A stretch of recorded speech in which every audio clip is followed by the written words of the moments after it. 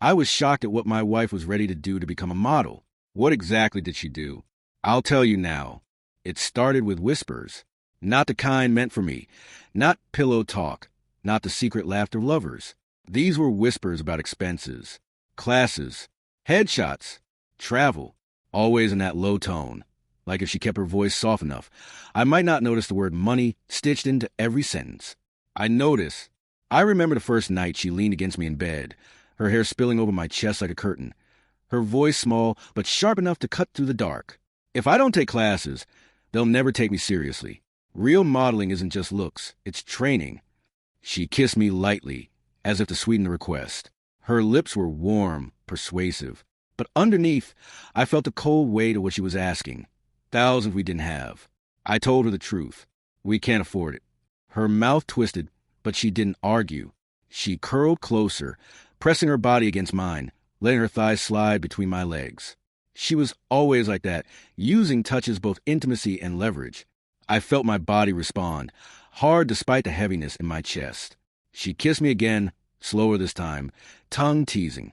For a while, the conversation disappeared, replaced by the rhythm of sex, the kind that starts almost in defiance, when you know you're fighting but your bodies refuse to stop craving each other. Afterward, she lay on her back, breathing hard, staring at the ceiling. "I'll find a way," she whispered, but not to me. Maybe to herself. That was the first crack. At first, it was little things. She stayed late after work, claimed she was meeting friends or going to a casting call. I wanted to believe her. She'd come home glowing, cheeks flushed, the scent of expensive perfume clinging to her skin. Not the cheap body sprays we could afford. This was heavier, richer, a stranger scent. "Where were you?" I'd ask casually, like it didn't matter. With Claire, she'd answer without looking at me, kicking off her heels, smiling vaguely. We were talking about opportunities. Claire didn't exist. Or if she did, she was a phantom that gave my wife an alibi. She grew more beautiful in those weeks. Or maybe she learned how to weaponize her beauty. She started wearing tighter dresses, more makeup, lipstick that lingered on the rim of wine glasses and coffee cups. She'd catch me staring and smirk, as if daring me to question her. When she changed clothes, I found myself watching, torn between desire and suspicion. Her body still belonged to me in the bedroom, but her attention was already somewhere else. One evening I touched her waist as she dressed, fingers sliding down to the lace at her hips. She pushed me away gently, saying she was late. The heat of rejection burned longer than I expected. Then came the money. New shoes and boxes, a leather bag I knew cost more than our rent, dinners she didn't explain. When I asked, she said they were samples, gifts, promotions. I wanted to believe her lies, wanted to cling to the fantasy that she was simply lucky, that her dream was materializing out of thin air. But luck doesn't leave bruises shaped like fingertips on her thighs. I saw them one morning as she dressed, faint marks on her skin, half hidden under silk. She caught me looking and quickly pulled her skirt down. My stomach turned, but my voice failed me. It wasn't until later that the whispers became confessions. Not to me, never directly, but I overheard fragments. On the phone, late at night in the kitchen, she'd murmur words that made my chest tighten. Patrons, support, generous. That word, generous. It clung to me like a curse. I wasn't generous enough, apparently. Not with money, not with dreams. I gave her everything else, time, loyalty, my body whenever she wanted it, but none of that mattered. She wanted a stage, a spotlight, and she was willing to pay for it in flesh. At least, that's what I began to suspect. One night, she came home later than usual. She was radiant, her hair tousled, lipstick smeared faintly at the corner of her mouth. She smelled of whiskey and men's cologne. When she leaned down to kiss me, her lips tasted foreign. My stomach nodded. "I got us closer," she whispered, as if I'd be proud. Her hand slipped down my chest, over my stomach, into my waistband. My body betrayed me, hard and eager, even as my mind screamed. We had sex there on the couch, quick, almost brutal, her nails dragging down my back. But I couldn't shake the feeling that I wasn't the only one she'd touched that night. When she finally fell asleep beside me, satisfied, I lay awake staring at the ceiling. The cracks had widened. The whispers had become shouts. I didn't have proof yet, but I could feel it pressing against me like a shadow in the room. She was slipping away, piece by piece, into someone else's arms. And I was going to find out exactly how far she'd already gone. I started counting the hours she disappeared. Not on paper, not with numbers written down, but in my head like tally marks on a prison wall. She'd leave at 6 and come home near midnight, glowing as if the world had kissed her skin. Her explanations were flimsy, soft fabric covering something jagged underneath. Modeling class, portfolio work, networking. I nodded each time, but her perfume told me a different story. I knew her scents. The faint vanilla of her lotion, the floral bite of her shampoo. But lately she carried others, thicker, more masculine notes, whiskey lingering on her breath like a memory of lips that weren't mine. I couldn't accuse her. Not yet. I needed more than shadows. So I began watching. The first night I followed her, it felt ridiculous, like some jealous fool in a bad movie. I told myself I'd catch her heading into a studio, a photography workshop, anywhere that would prove me wrong. She wore a black dress that clung to her body, legs flashing with each confident stride. I kept my distance, pulse racing. She didn't go to a studio. She went to a bar. Through the window, I saw her with him. Tall, broad-shouldered, suit crisp even under dim light. He leaned close, too close, and she laughed in that high, nervous way she used to laugh at me on our first dates. His hand rested on her thigh, casual but possessive. She didn't move it. I left before I saw more. My chest was a battlefield. Anger, shame, arousal. Yes, arousal. Because some sick part of me imagined her body being admired, desired, taken. My fists clenched at the thought, but my cock stirred with it too. I hated myself for that. When she came home hours later, she tried to slip quietly into bed. I was awake, pretending to sleep, my body tense. She smelled like liquor and sex. I didn't ask. I just rolled toward her, pulled her against me, and kissed her roughly. She kissed back, surprised but eager. Our clothes fell fast, her moans filling the dark. She clutched me as if trying to silence her guilt with passion. I took her hard that night, not tenderly, not lovingly, but with a force that came from suspicion and rage. She didn't complain. She seemed to welcome it, biting my shoulder, digging her nails into my back. When it ended, she whispered, "God, you're insatiable tonight." I almost laughed. She had no idea. The second time I followed her, she went somewhere different, a hotel downtown, glowing with too much luxury for anyone on our budget. She looked nervous in the lobby, checking her phone, adjusting her dress. Then a man in his 50s appeared, balding, well-dressed, carrying himself with the ease of money. He kissed her cheek, handed her a room key, and she smiled. My stomach dropped. Not one man, not one affair. This was bigger. I wanted to storm in, drag her out, scream until the marble walls cracked. But I didn't. I watched her ride the elevator up, her hand brushing his arm, and I stayed there in the shadows, my jaw tight enough to ache. That night, when she returned, I didn't touch her. She slipped into bed, reached for me, but I turned away. The silence was heavier than any accusation. Days passed, and the pattern repeated. Bars, hotels, always different men. Sometimes young and sharp, sometimes old and soft. Always patrons, as she called them when I finally confronted her one evening. We were eating dinner, or pretending to. The pasta sat cold between us, untouched. She mentioned travel costs, the expense of photographer, and I finally snapped. Where's the money coming from? I asked. She froze, fork halfway to her lips. Don't lie to me. My voice was calm, colder than I expected. Her eyes flicked away. Then she sighed, as if the burden of honesty was lighter than deceit. There are men who want to help. They believe in me. Help, I repeated. In exchange for what?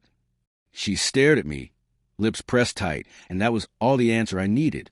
She tried to make it sound noble, selfless even. It's only temporary. Just until I have enough for classes, the right portfolio, the exposure. They're not relationships. They're arrangements. Arrangements? I said, my throat burning. It's just sex. She said like it was nothing, like sex could be filed under utilities and groceries. A sacrifice of the future. For us. I laughed then, bitter and sharp. For us? You think selling your body to strangers is for us? Her face hardened. You don't understand what it takes. You don't understand what I'm capable of. She was right. I didn't understand. Not then. But I would, because in that moment, staring at the woman I thought I knew, I felt something settle in me. Not resignation. Not despair. A plan. If she wanted a stage, if she wanted an audience, then I would give her one. but not the kind she dreamed of. That night, when she tried to seduce me again, her hand slipping under my shirt, I let her. I kissed her back, tasted a faint trace of another man on her tongue. I made love to her slowly, deliberately, memorizing the way she moaned, the way she arched her back. But the whole time, I was somewhere else. I wasn't thinking about the woman beneath me. I was thinking about revenge. I never imagined myself as the kind of man who could share his wife with another. I used to mock stories of husbands who looked the other way, who smiled while their wives disappeared into hotel rooms.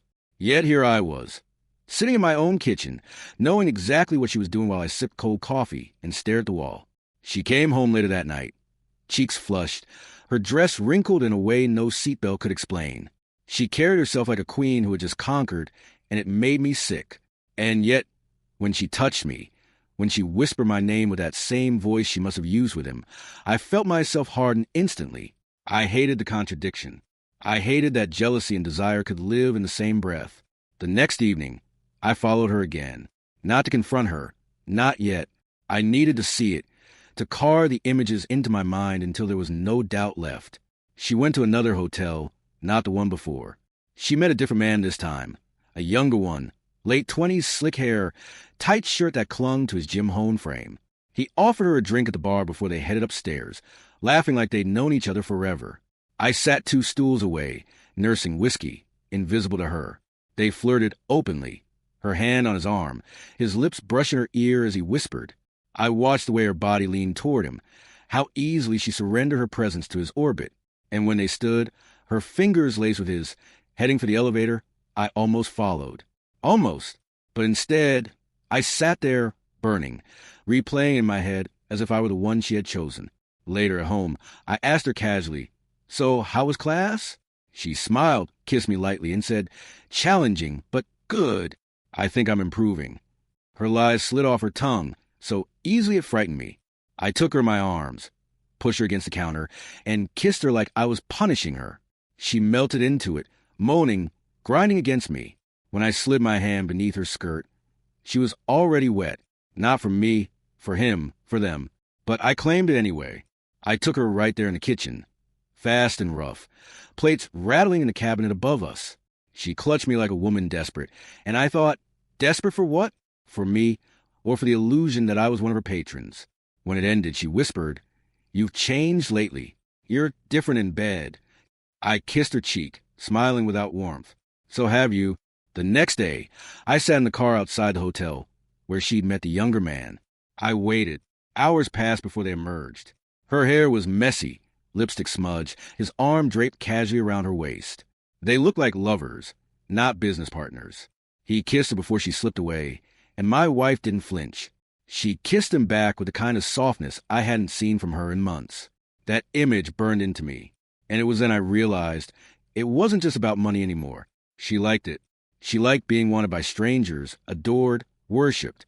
She liked spreading herself across their beds as if each act brought her closer to some imagined crown of fame. That night, I couldn't sleep. I kept replaying the way she smiled at him, how free she seemed in his arms. My chest ached with anger, but my body betrayed me. I reached for her in bed, needing to reclaim what I thought was mine. We made love slowly this time, tenderly. I traced every curve of her skin, every gasp, every shiver.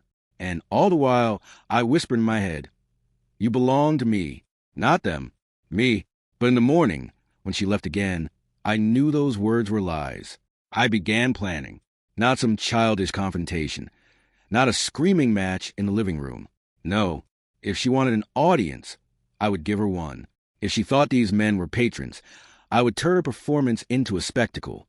I started imagining scenes, inviting one of her patrons over while I waited in the shadows, recording her moans and whispers to play back in her own voice, setting up situations where her lies would collapse under their own weight.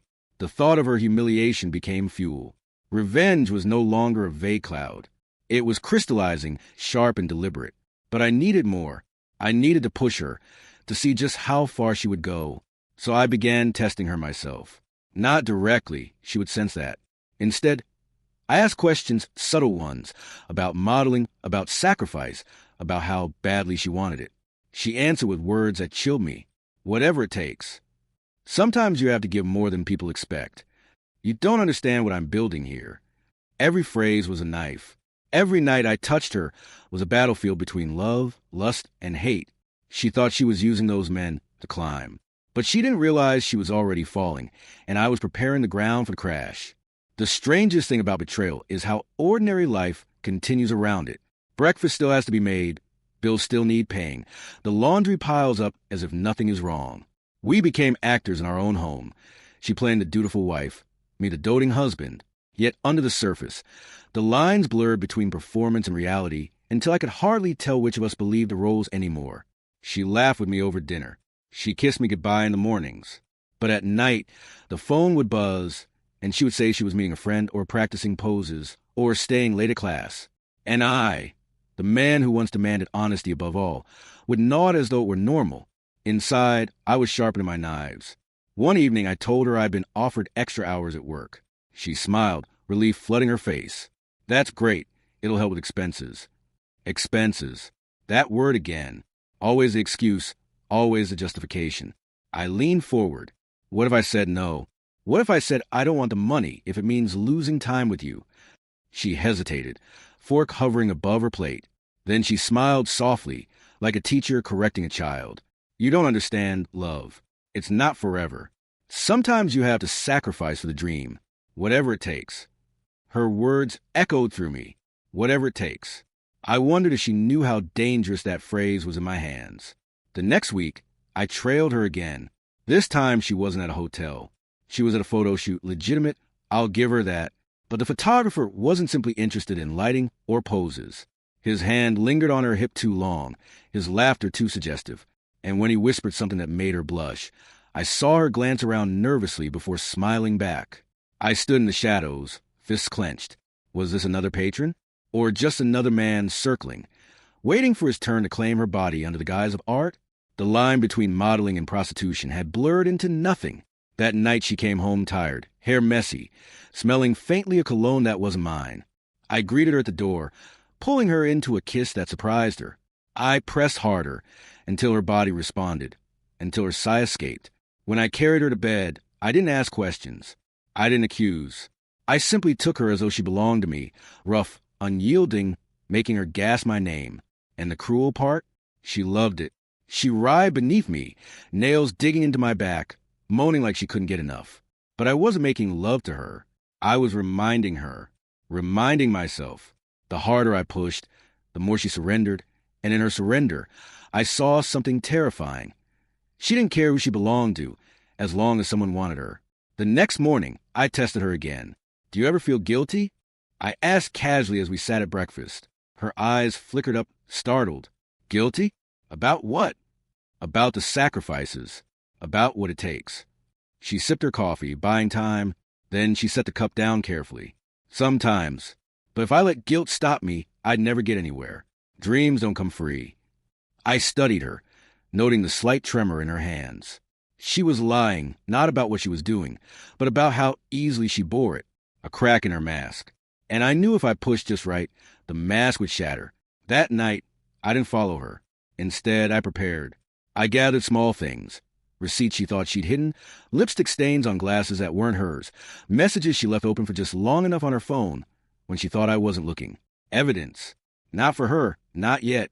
For me, to keep me focused. I laid them out in a drawer like weapons, each one sharper than a blade. I imagined a moment I would place them in front of her, one by one, until she could no longer breathe under the weight of her own lies. But I wasn't ready yet. She hadn't reached the edge. I needed her to leap, not stumble. 2 days later, she came home glowing, radiant in a way I hadn't seen since we first married. She twirled in the living room, showing off a new dress, sleek and expensive. Too expensive. Where did you get that? I asked. She laughed, brushing the skirt. A gift from a friend at the agency. He believes in me. A gift. A man's gift. Bought with what? Her smile? Her body? I felt my pulse thrum hot in my temples. But I forced a smile. It looks good on you. She beamed, kissed me quickly, then hurried off to change. And in that moment, I realized something brutal. She thought she was winning. She thought she was building a future. climbing toward her dream, unaware she was already standing in quicksand. I just had to let her sink deeper. Later, as she slept beside me, I traced the line of her shoulder with my finger. She murmured in her dreams, lips parting, a faint smile playing across her face. I leaned close and whispered into the darkness, "Whatever it takes, right? Let's see how far that really goes." I closed my eyes, already savoring the sound of her fall. The first time she whispered about expenses, I brushed it off.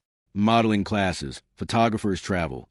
Dreams always come with a price tag, I told her, but reality has its own invoice too. Rent, bills, food. Things that don't wait for the fantasy to pay off. She pouted, then smiled, kissed me, and changed the subject. But I could feel something shifting. A week later, she was gone in the evenings. She claimed she was staying late at classes, practicing, meeting mentors. But when I asked where, she always kept it vague. Studios downtown, she'd say, or a cafe near the station. Nothing precise, never an address I could pin down. I didn't press. Not yet. Instead, I studied her when she returned. Sometimes her hair was messy, not from wind, but from fingers. Sometimes her blouse carried the faintest whiff of cologne that wasn't mine. And once, just once, I noticed a thin red line across her shoulder blade, a mark that looked very much like a bite. She noticed my eyes on it and quickly pulled her shirt back up, muttering something about the strap of her bag. I nodded, let it go, but inside, the suspicion coiled tighter. Her behavior began to change in smaller ways too. She touched her phone differently, more possessively. She laughed at messages with her lips pressed together, as if afraid I'd hear the sound and know too much.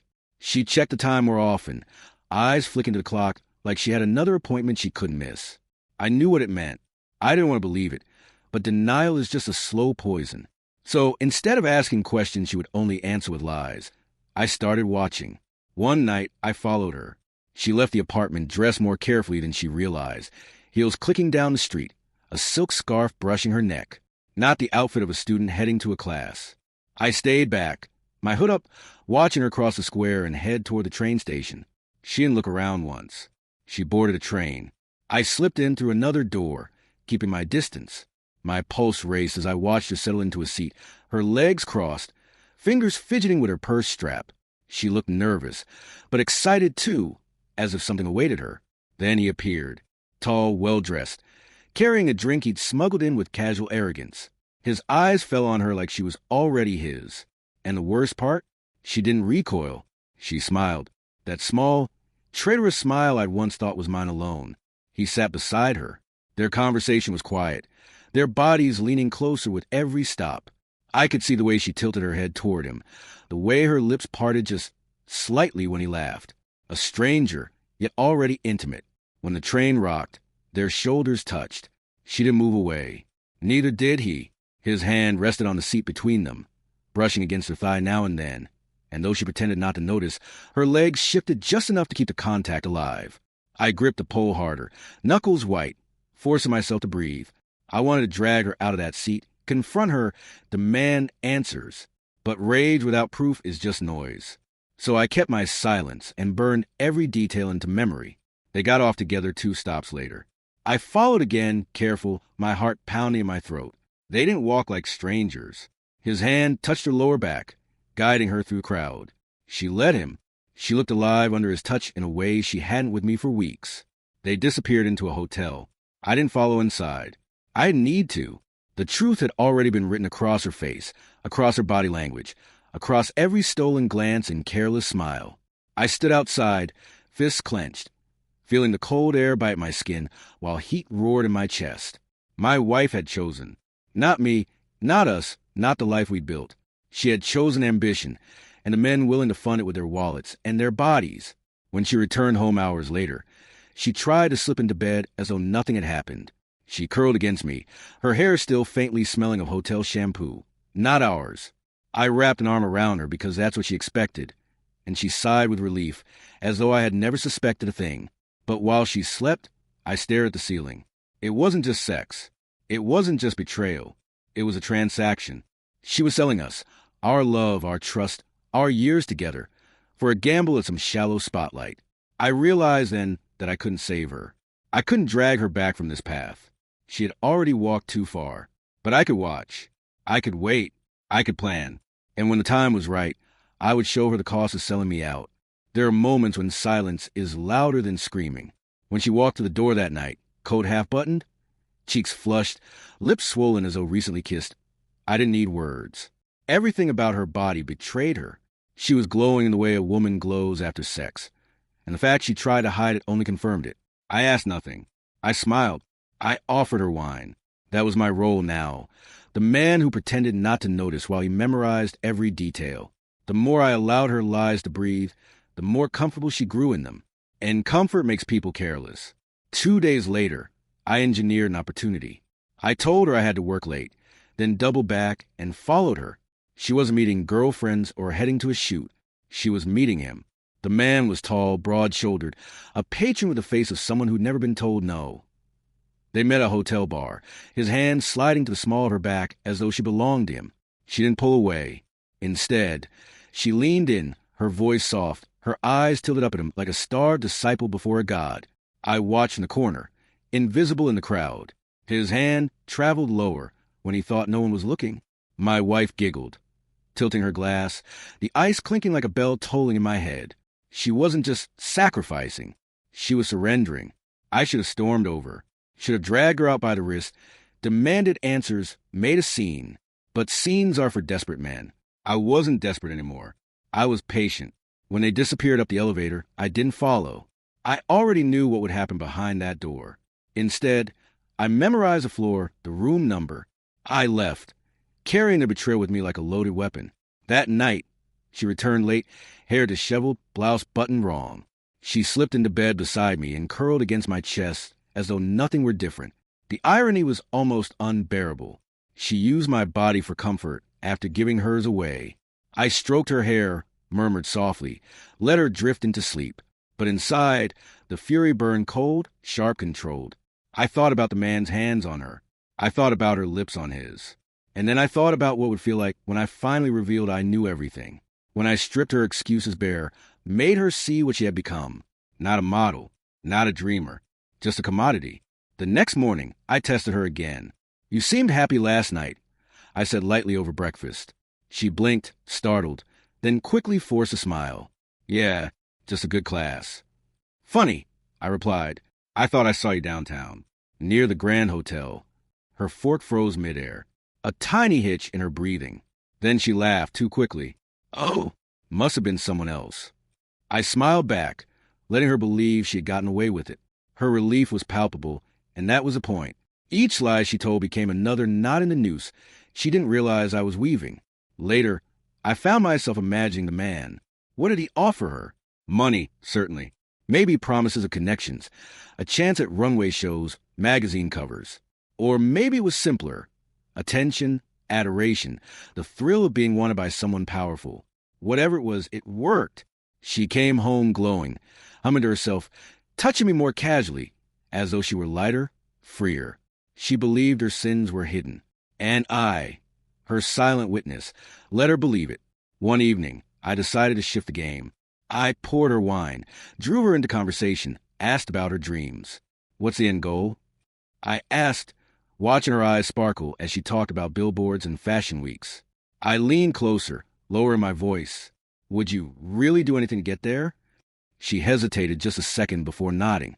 "Yes, anything. I told you before. Whatever it takes." Her conviction chilled me. She thought it noble, romantic, this willingness to sell pieces of herself for the sake of ambition. She didn't realize she was confessing the exact crime that had already destroyed us. I touched her hand gently, masking my thoughts. "Good. Then let's see where this dream leads." That night, after she fell asleep, I stood by the window, looking out over the city lights. My reflection stared back at me. Calm, patient, dangerous. I thought about the evidence waiting in my drawer, the receipts, the stains, the messages. And now, the image of her in that bar, leaning into another man's hand. The plan was almost ready.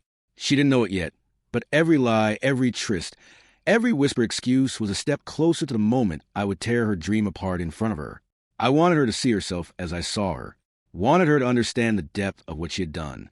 And when the time came, I wanted her to beg for the very mercy she had never offered me. But mercy wouldn't be part of the show. I smiled faintly, watching the city flicker, and whispered into glass, Soon, the apartment had grown quieter between us, but not in the way that couples drift silently into routine. No, this quiet was sharp like glass underfoot. I could hear every tick of the clock, every sigh she thought went unnoticed. At dinner she barely ate, her phone buzzing beside her plate. When I asked who it was, she muttered, "Just classmates," then tilted the screen away from my eyes. I didn't call her out. I wanted to. The words pressed against my teeth like they were begging to be spat out, but I held them back. Let her think I was passive, slow, blind. Let her believe she was winning, because the truth was I'd begun collecting. Not objects, not photos, though I could have. What I gathered were moments. The shift of her body when she lied. The hesitation before she kissed me goodnight. The way she returned from classes flushed and disheveled, as if a train ride could rattle her bones into new shapes. Each moment was a brick in the wall I was building, and when it was high enough, I'd trap her behind it. She started dressing differently. She claimed it was part of the model image, that she had to learn how to live the look she wanted to sell. But those skirts weren't for runways. Those blouses weren't for photographers. They were bait, and she used them. One evening, when she thought I was too buried in work, she announced she had to meet a mentor. Her voice was calm, but her eyes darted like a thief's. I followed, quietly, down to the station. She boarded the same train I had shadowed her on before, the steel beast that seemed to carry her further from me every night. I took another car, moving between the bodies of tired commuters, until I found a vantage point. There she was, sliding into a seat with her legs crossed high, as though she were posing already. Her heels tapped out a rhythm against the floor, not from nerves but anticipation. Then he appeared. Not the man from before, a different one. This one younger, sharper, with a bottle tucked into a paper bag. He spotted her immediately, and she rewarded him with that smile. The one I hadn't seen in months. The one I thought was mine.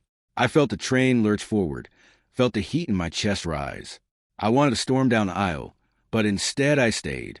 I studied her as she leaned toward him, laughing too easily at whatever line he'd thrown. His hand brushed hers when he offered the drink, and though she pulled back at first, the second time she let it linger. She tilted her head, strands of hair falling over her cheek like a curtain she wanted him to push aside. Sex clung to the air around them, thick and undeniable. She wasn't just cheating anymore, she was auditioning, not for a career, but for these men, seeing who would play sponsor, who would pay her way. Maybe she thought she was still in control. Maybe she thought she could rationalize it as survival, as sacrifice. But from where I stood, it looked like surrender. The man's hand drifted to her thigh when the train jolted. She let it stay. My nails dug into the cold metal pole. I clung to the fury sharp and blinding. Yet I didn't move. I burned the scene into memory. Each smile, each tilt of her head, each deliberate permission she gave him. The train screeched into another stop. A handful of passengers poured out, but not her. She stayed, her body angled toward him as if she'd already forgotten the destination. And then he leaned closer, whispering something in her ear. She laughed again, low and soft, then placed her hand on his knee. That was the moment I decided. I would not confront her here. Not in front of strangers. Not in a carriage soaked in the scent of cheap alcohol and lust. No, she had chosen her stage, but I would choose mine. And when the curtain finally rose, it would be a performance she'd never forget. When she came home later, her lips were swollen, her perfume tangled with smoke and sweat. She slid beside me in bed, curling against me like nothing had happened. I let her. I even kissed her hair, pretending to drift asleep. But in my mind, the plan sharpened. This wasn't about jealousy anymore. It wasn't even about sex. It was about loyalty, about betrayal, about the price of ambition when it claws its way through flesh and love alike. She thought she was clever, thought she was using these men as stepping stones toward some dream, but she was building a gallows. And I was going to be the one tightening the rope. The night she finally confessed, well, not confessed exactly, but tried to dress it in silk words, I was sitting in the kitchen with a glass of whiskey. She came in late, heels in her hand, hair undone in a way that screamed of more than just a photo session. She thought I'd be asleep. "You're up?" she whispered, startled, as if I caught her sneaking through someone else's house. I swirled the drink in my glass, watching the amber burn. "Long night." She hesitated, then gave me that practiced half-smile, the one she'd been testing out in mirrors. "Networking. You wouldn't understand, it's part of the industry. Networking. A word so thin it couldn't hold the weight of the perfume, sweat, and male cologne clinging to her skin. She sat across from me, crossing her legs in that deliberate way she'd adopted, as if even her ankles were rehearsing. The dress she wore clung to her thighs, silk stretched and creased like it had already been pulled by someone else's hands. I let my eyes travel over her, not hiding it. I wanted her to feel seen, not adored, but inspected. She shifted under my gaze, tugging at the hem, pretending she didn't enjoy the way I looked at her. "Did your mentor pay for dinner?" I asked, letting the word mentor drip with irony. Her lips parted, but she didn't answer directly. "He believes in me, in my future. You should too." The sharpness of it made me laugh. Not loud, but enough for her to stiffen. "Believes in you, huh? Is that what you call it now, belief?" Her cheeks flushed, whether with guilt or defiance I couldn't tell. Maybe both. She leaned forward, voice low, intimate, almost daring. "If I have to give something to get there, it's only temporary. Can't you see that? Can't you support me, even if you don't understand how it works?" Her choice of words told me everything. Temporary. As though sex with strangers was a loan she could pay back. As though my trust was collateral she could spend and later return. And yet, even in that moment of fury, I couldn't ignore her beauty. She glowed, not from innocence, but from danger.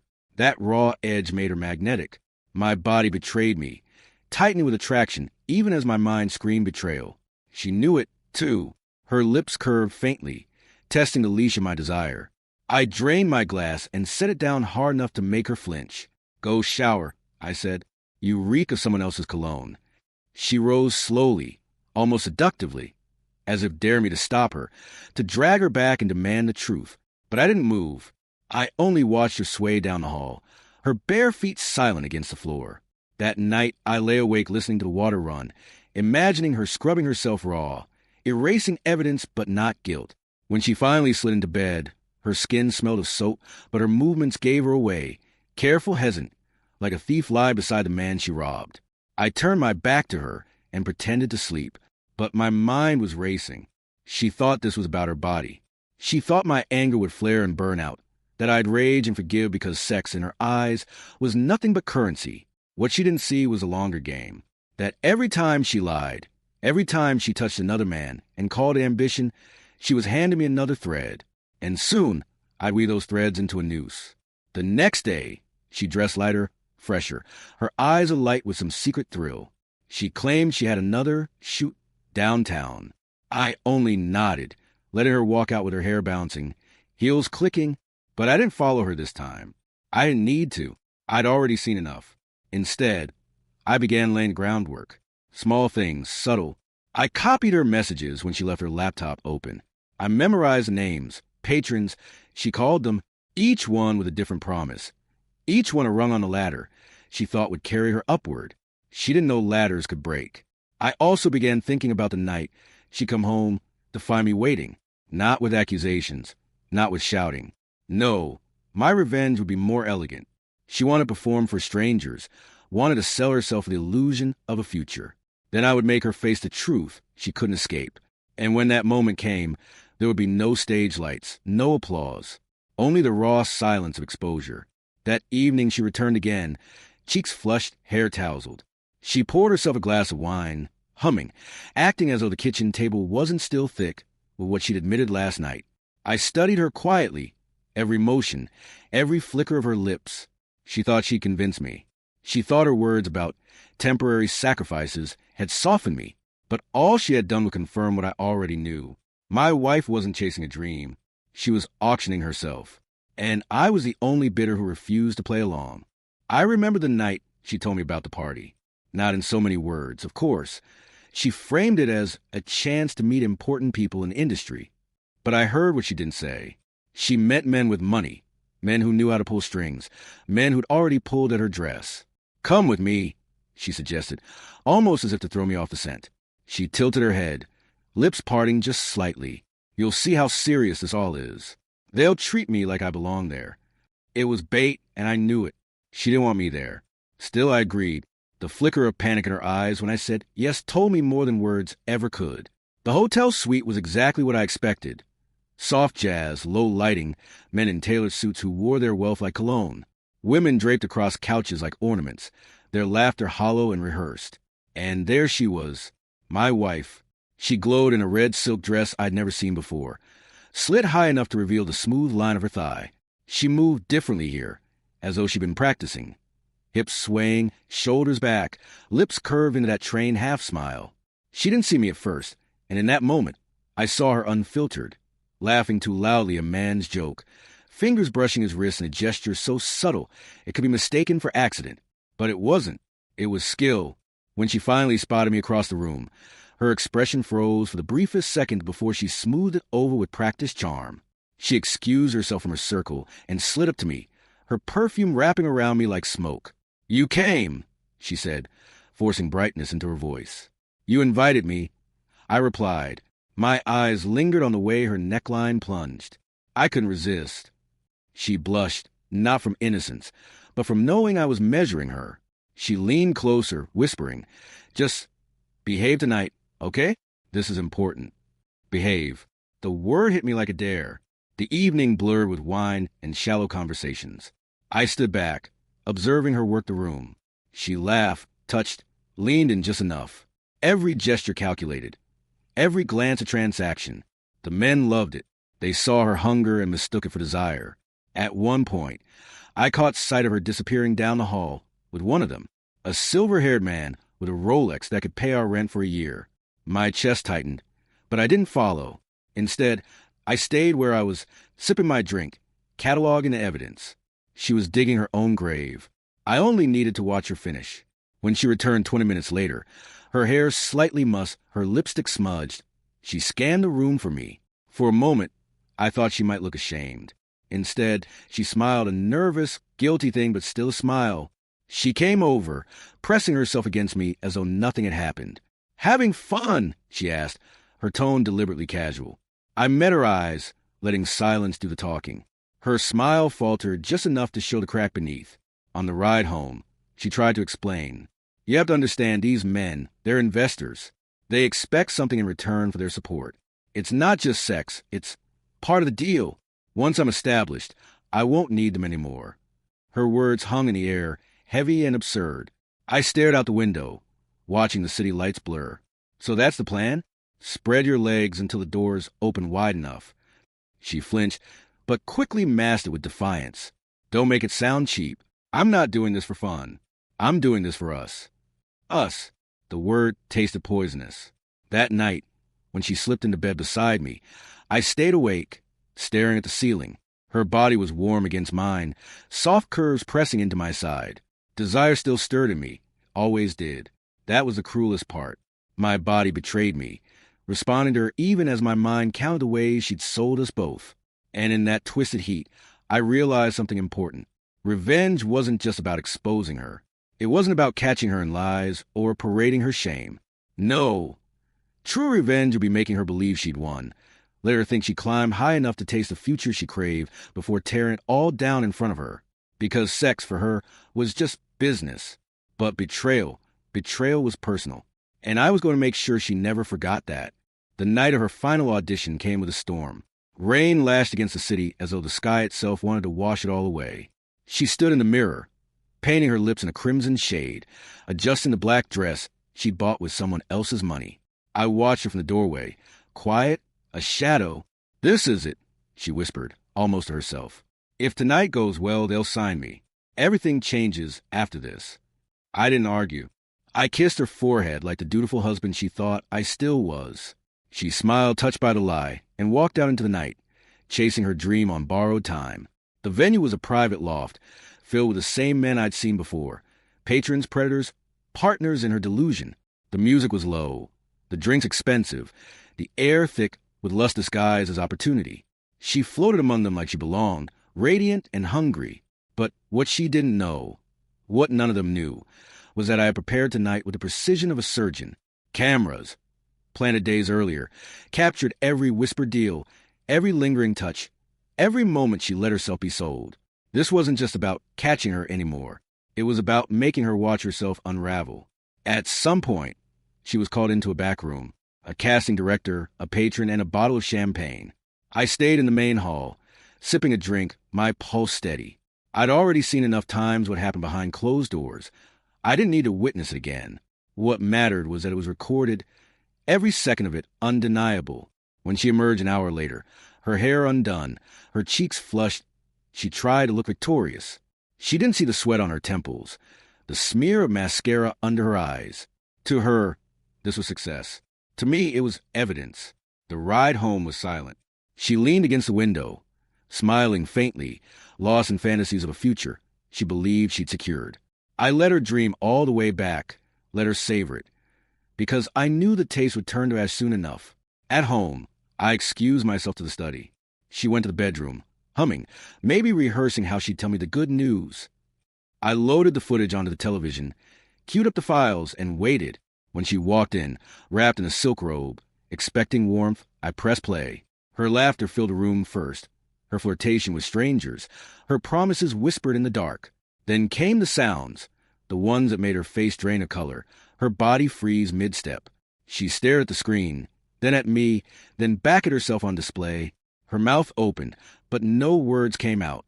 I stood, calm, almost gentle. You wanted to be a model. Well, now you're the star of the film. Congratulations. Tears welled in her eyes. She reached for me, desperate, but I stepped back. You said you did this for us. But it was never for us. It was for you. And now, everyone will see the price you were willing to pay. She collapsed onto the couch, sobbing, clutching at the air like it could save her. I left her there, broken, while the images looped on the screen. Out on the porch, the storm had passed, leaving the world slick and clean. I lit a cigarette I hadn't touched in years, the smoke curling into the night. For the first time in months, maybe years, I felt the weight lift off me. Revenge wasn't loud. It wasn't dramatic. It was precise, cold, final. And as I walked away from the house, leaving her inside with nothing but her shame, I realized I didn't need her destruction to be public. The recording didn't need an audience. She was her own punishment, because every time she closed her eyes, she'd see herself as I saw her, on her knees for a dream that was never worth it. And that was a sentence harsher than anything the world could give.